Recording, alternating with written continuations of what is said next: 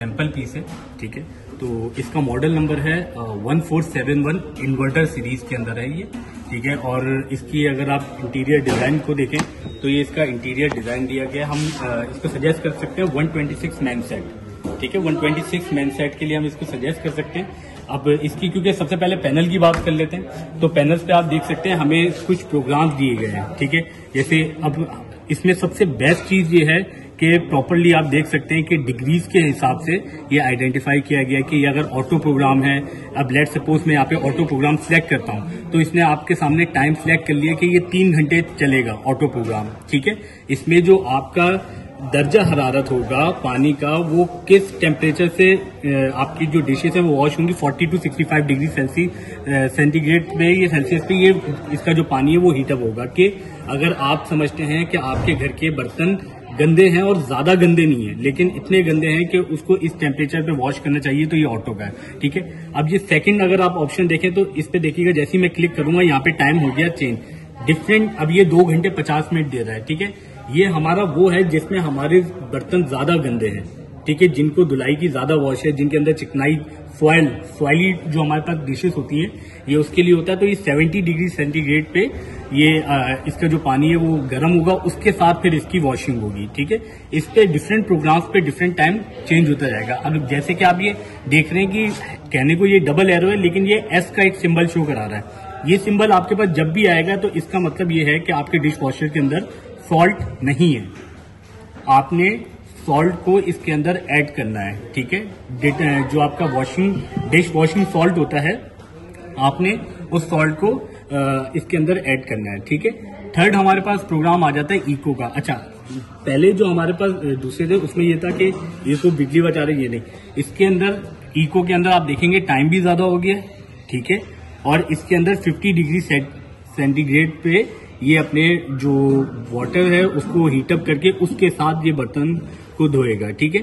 अब ये अब डिफरेंट ये क्योंकि टाइम है ना, अब आपको ज्यादा बेहतर पता है कि मेरे बर्तनों को इतना टाइम नहीं चाहिए, इतनी सेंटीग्रेड नहीं चाहिए, तो मैं इसको कम कर लूं, ठीक है।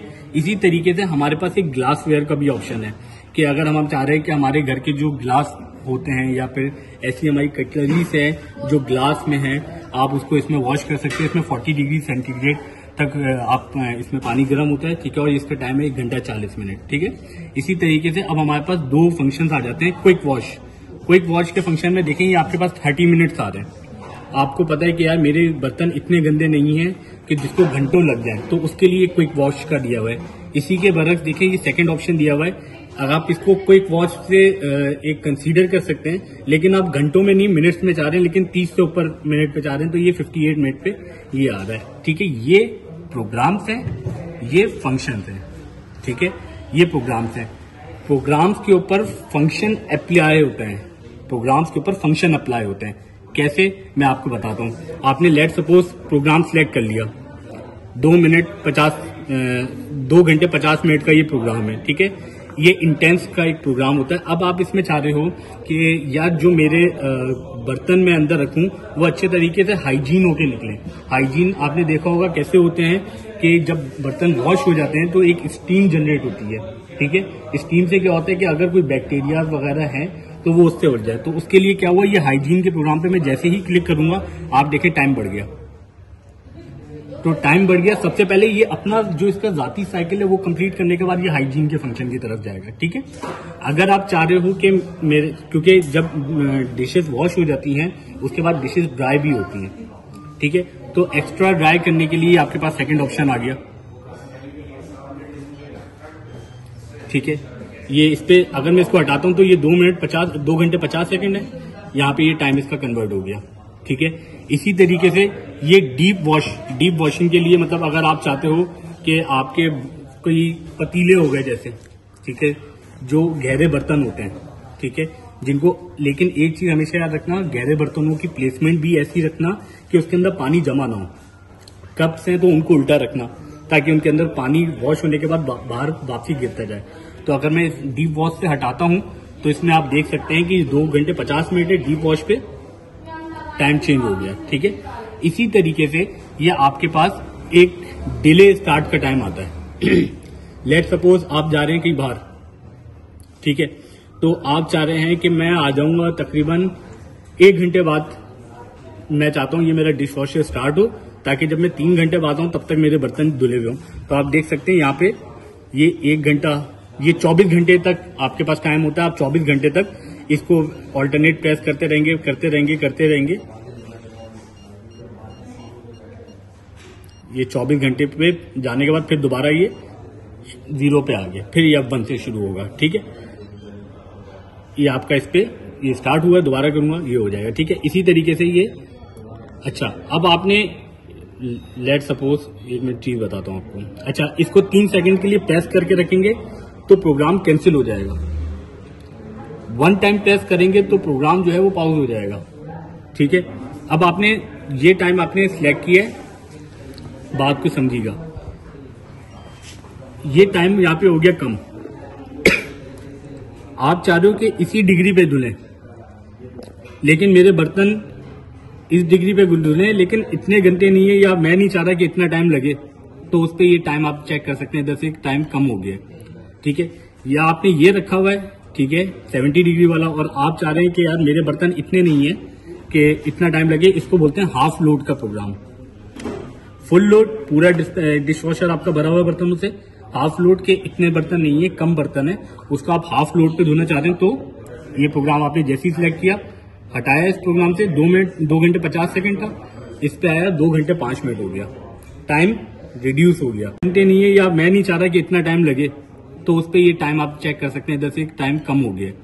ठीक है, या आपने ये रखा हुआ है, ठीक है, 70 डिग्री वाला, और आप चाह रहे हैं कि यार मेरे बर्तन इतने नहीं है कि इतना टाइम लगे, इसको बोलते हैं हाफ लोड का प्रोग्राम।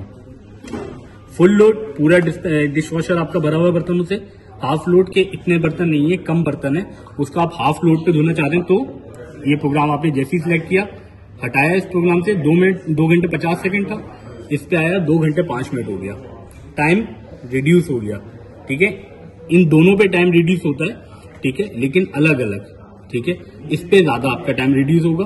देखो, इस पे 2 घंटे 50 मिनट से 2 घंटे 5 मिनट पे आ गया है, लेकिन वेयर एज जब मैं इस पे जाऊंगा तो ये उससे कम हो गया है, 1 घंटे 1 आवर 53 मिनट्स पे ये आ गया। ठीक है, अब इससे प्ले भी होगा आपका, इससे आपका पॉज भी होगा, इससे आपका कैंसिल भी होगा। प्लस इसमें एक चाइल्ड लॉक का ऑप्शन है। आप इन दोनों को एक साथ प्रेस करेंगे तो ये देखिए आप लॉक का सिंबल आ गया, और इन्हीं दोनों को आपने प्रेस किया तो आपका लॉक का सिंबल चला गया। ठीक है, अच्छा, इस वीडियो में सदनीज आपसे एक चीज प्लीज कंफर्म करनी थी। ये जहाँ तक, क्योंकि इसमें कल भी इस पे बात वो हो गई थी, रह गई थी। अच्छा, ये जब आपकी डिश वॉशर, मैं आपको एक अपनी नॉलेज के हिसाब से बता रहा हूँ कि जब आपका डिश वॉशर की साइकिल कंप्लीट हो जाती है तो इसका जो ये गेट है ये ओपन हो जाता है डिश वॉशिंग कंप्लीट होने के बाद। अब सर अनीस, आपने ये कंफर्म करना है कि ये जो गेट ओपन का बटन है, कि अगर तो मैं घर से बाहर जा रहा हूँ और मैं चाहता हूँ कि मेरा जो गेट है वो ओपन ना हो डिश वॉश होने के बाद, तो क्या मैं इसको इस तरीके से एक्टिव कर दूंगा? ये एक्टिव हो गया। अब ये एक्टिव पे गेट खुलेगा या लॉक होगा, ये चीज आपने प्लीज मुझे कंफर्म कर देनी है।